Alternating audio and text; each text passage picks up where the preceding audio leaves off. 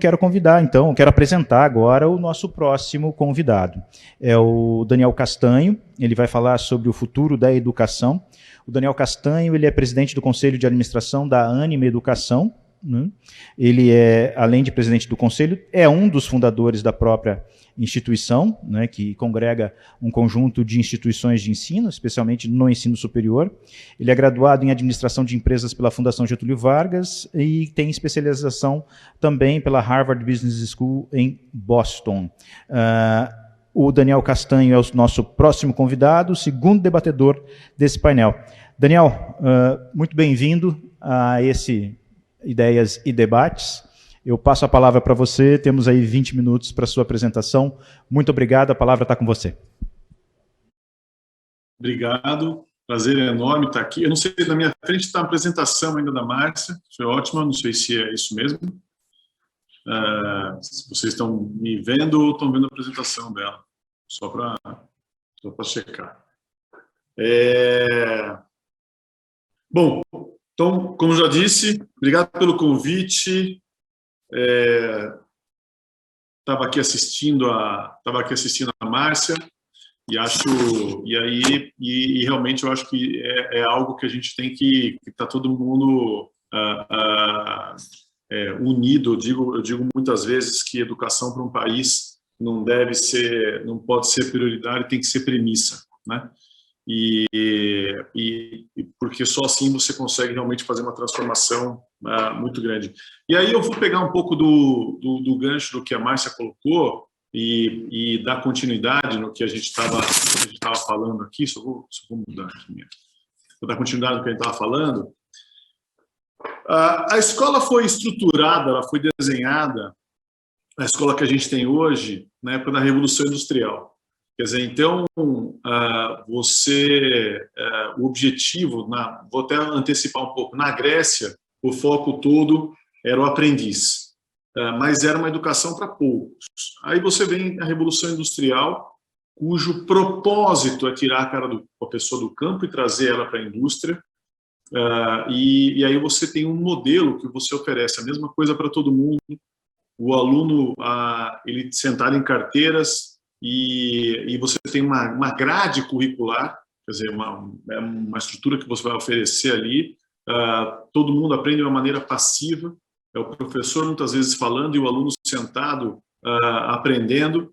De novo, a padronização, a mesma coisa para todo mundo, você tem disciplinas, que é separar todo o conteúdo, e aí ele perde aquela capacidade de fazer a lógica, as conexões, o conteúdo, e o pior, ele estuda para uma prova, e uma prova que muitas vezes não tem nenhum significado, e mais ainda, né? O professor às vezes reforça e fala, presta atenção porque isso aqui vai cair na prova.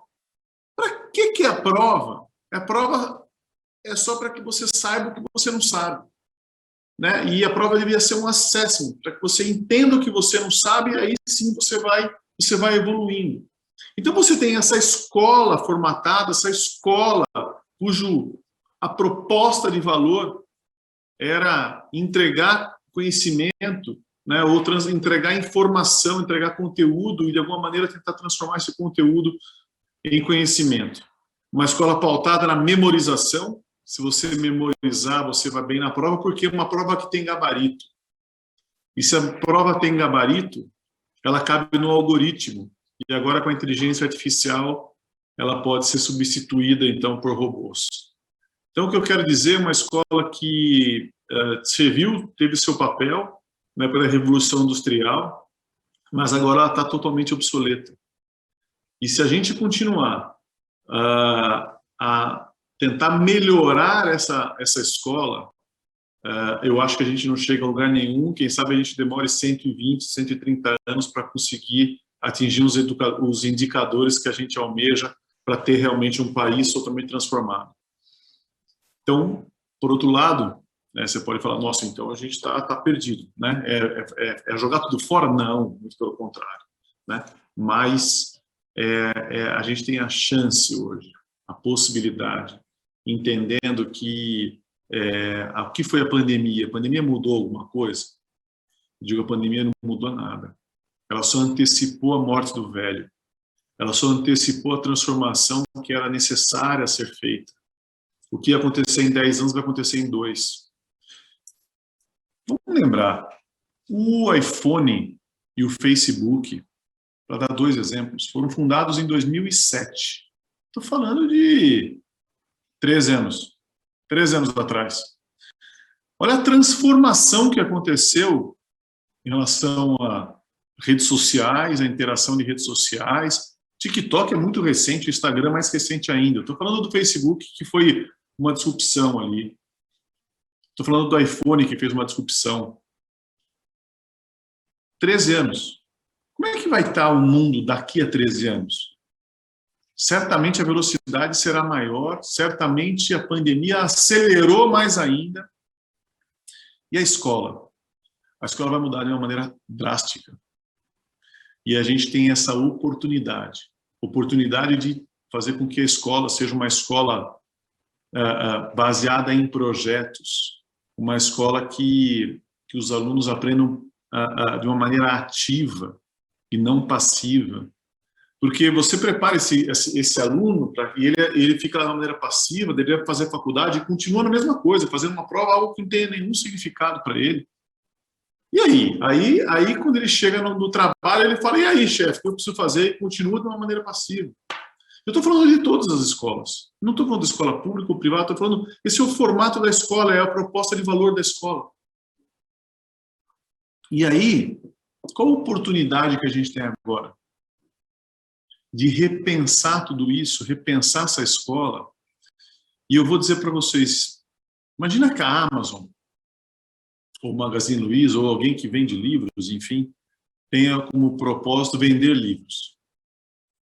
O que vai acontecer? Ela vende um livro, depois ela se esforça de novo para vender outro livro, e se esforça para vender outro livro. Imagina que o foco dela mudou. Não é mais vender livro. É fazer com que você leia o livro. É uma mudança sutil, mas radical, profunda. Ela não está interessada em você ler o livro, em como você comprar o livro, ela está interessada em que você leia o livro.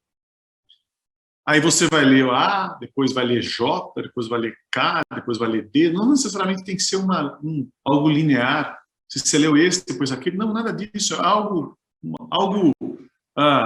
não necessariamente linear. Mas no final você vai ter o prazer de ler. E aí ela não precisa mais ficar vendendo o livro porque você vai comprar dela. Esse é o desafio da educação. Se eu chegar hoje e falar, olha, você vai ficar 4 anos vendo todos os filmes e séries da Netflix que você quiser.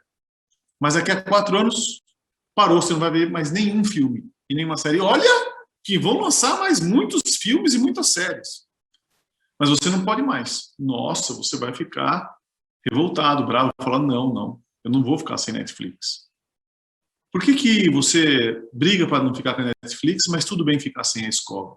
Ou acabou a universidade, é um dia de felicidade, de comemorar, ao invés de você ficar tão tristemente profundo como se tivesse acabado de cortado a Netflix. Esse, quem sabe, seja o grande desafio que a gente tem hoje. Fazer com que as pessoas tenham prazer em aprender. Você aprende de 2 maneiras.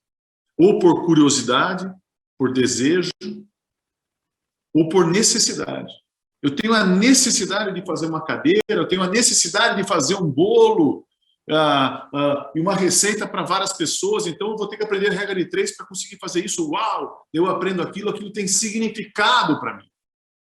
Aquilo serve para alguma coisa.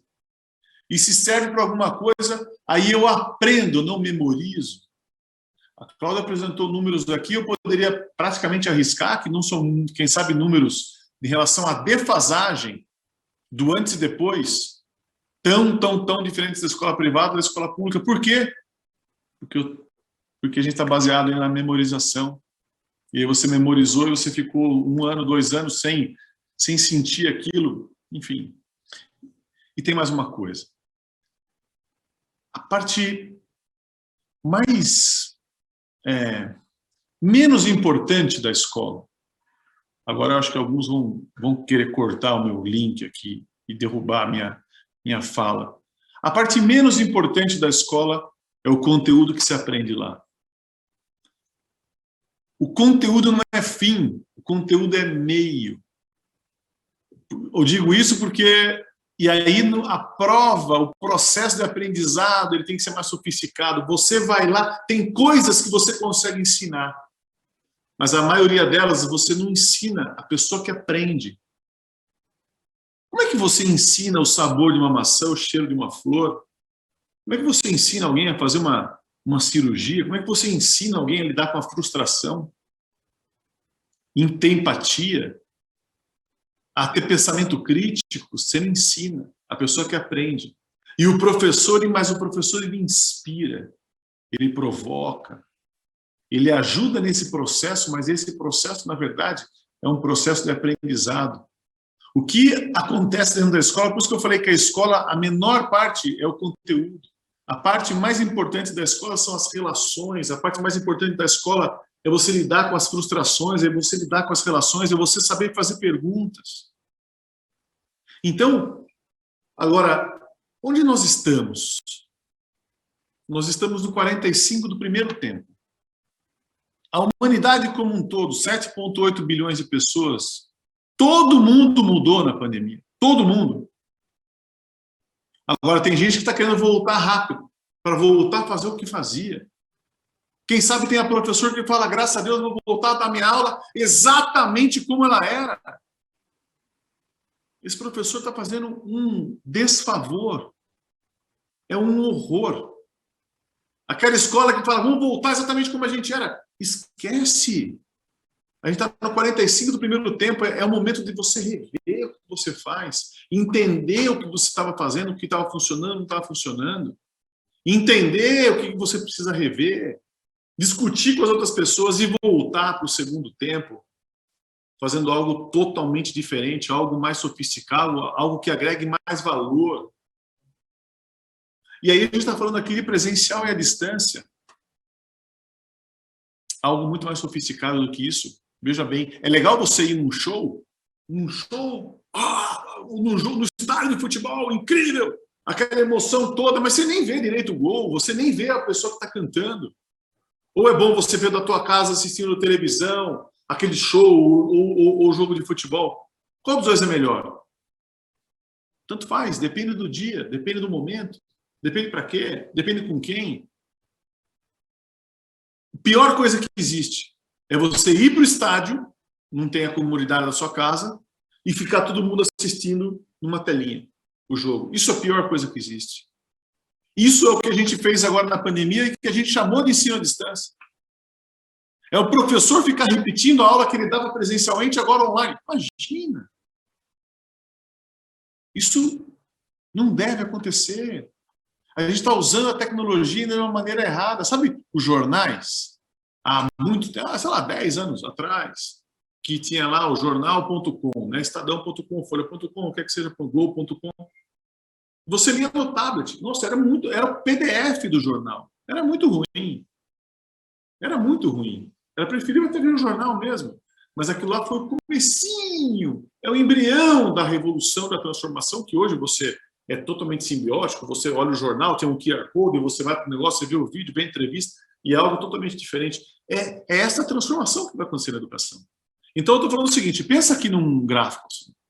Você tem ali síncrono, que é com o professor, interação, síncrono e assíncrono. E depois você tem presencial e à distância. Síncrono e presencial. O que é isso? É a aula. Só que é aquela aula que o professor fica falando, você fica sentado, todo mundo na fileira. Não, acabou. É todo mundo. É mesa agora redonda. É interação. É o professor fazendo provocação. É isso. Você vai para a escola para discutir, para trabalhar em grupo e nada individual. Aí depois você tem o síncrono, a distância. O que é isso? Nossa, você conseguir falar com os especialistas, com alguém muito legal numa área, noutra área. É você estudar a Segunda Guerra e trazer alguém de fora. Nossa, é maravilhoso. Enfim, e aí isso aí é incrível para fazer perguntas e tal. Até mentoria. Mentoria pode ser um síncrono utilizando tecnologia.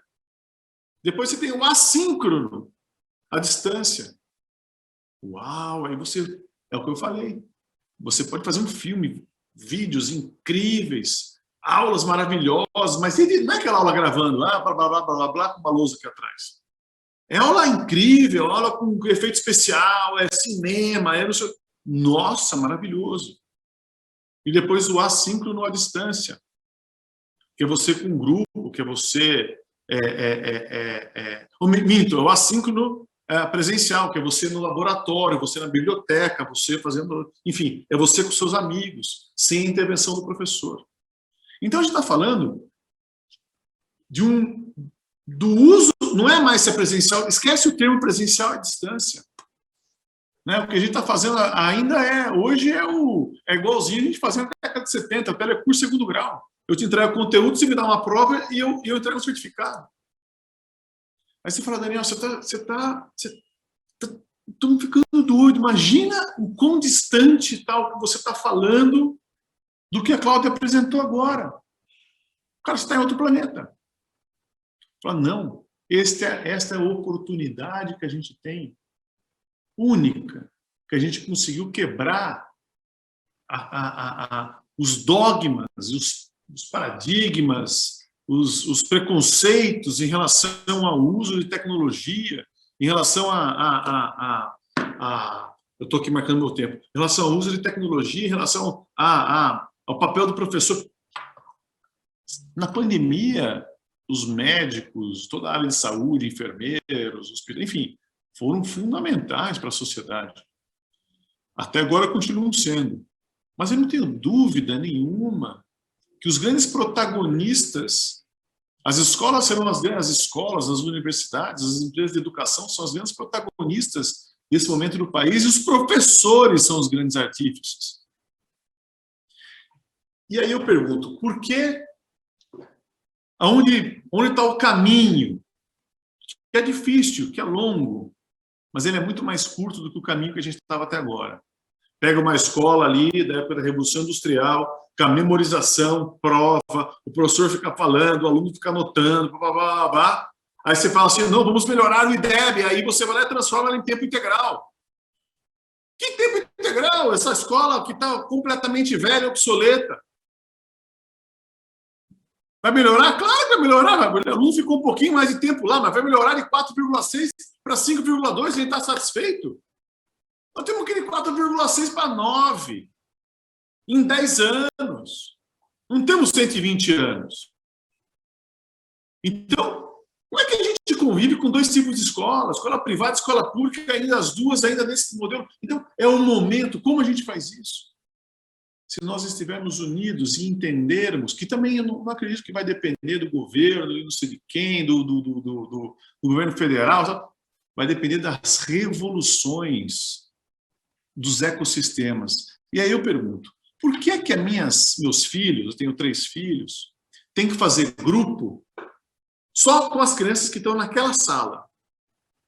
Vai estudar sobre revolução, não sei o quê, vai estudar sobre a Primeira Guerra Mundial, vai estudar sobre o que seja, equação. Por que ele tem que ser? Quem é o grupo dele? Aquelas pessoas que estão naquela sala. Não tem, né? Imagina que maravilhoso quando minha filha, de 16 anos, foi estudar aí o que é o Talibã, o impacto o que é a China, e não é a China decorar as datas da China, Império Chinês, o que aconteceu, decadência, ascensão, nada disso, é estudar como Confúcio e Buda influenciaram na cultura da China, que faz com que a China seja o que é a China hoje. É disso que eu estou falando.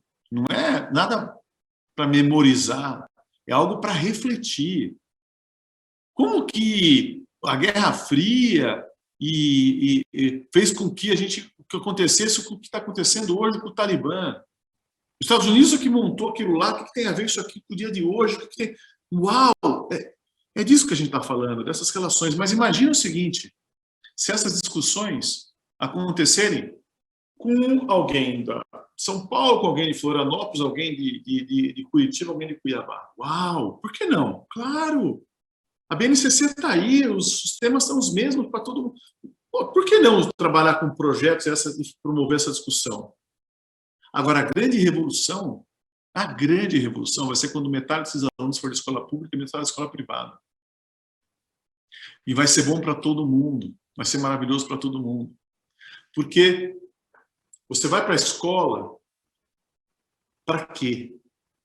Para confrontar, para conflitar os seus pensamentos. Para ajudar você a repensar. Você só cresce quando você convive com pessoas diferentes do que você.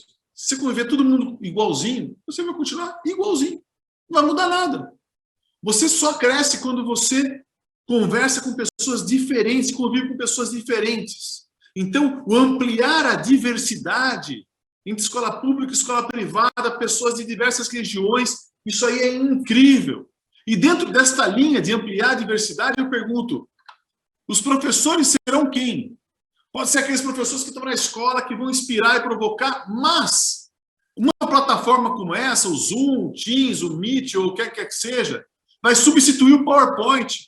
Porque você vai estar lá falando, eu falo, agora vai entrar aqui a Márcia que vai falar não sei o quê. Pá! Ela aí, ao invés de ter uma foto dela com uma frase, eu vou chamá-la e ela vai falar com meus alunos, mas antes eu preciso ampliar esse repertório do aluno para que eles possam fazer perguntas para esses professores. Então, os professores também estarão em qualquer lugar do mundo.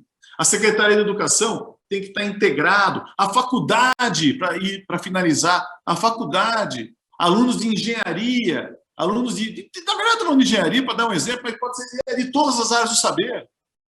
Alunos de universidade pública e ProUni, deveria ser obrigatório, porque a gente está pagando para que eles não pagam nada na mensalidade, e quem paga é a população toda, então eles têm, de alguma maneira, que devolver. Por que não dar aula particular de matemática, português, biologia, história, o que quer que seja, para alunos do ensino médio de escola pública, por exemplo? E também pode ser da escola privada. Imagina um aluno do ensino médio de escola pública, um excelente aluno, dando aula para aluno de fundamental da escola privada. Imagina o aumento da autoestima, que coisa linda. Capacitação de professores da escola privada serem integrados com a da escola pública. Enfim, eu posso continuar aqui depois dando alguns exemplos, mas eu acredito que a gente está num momento único de repensar a educação.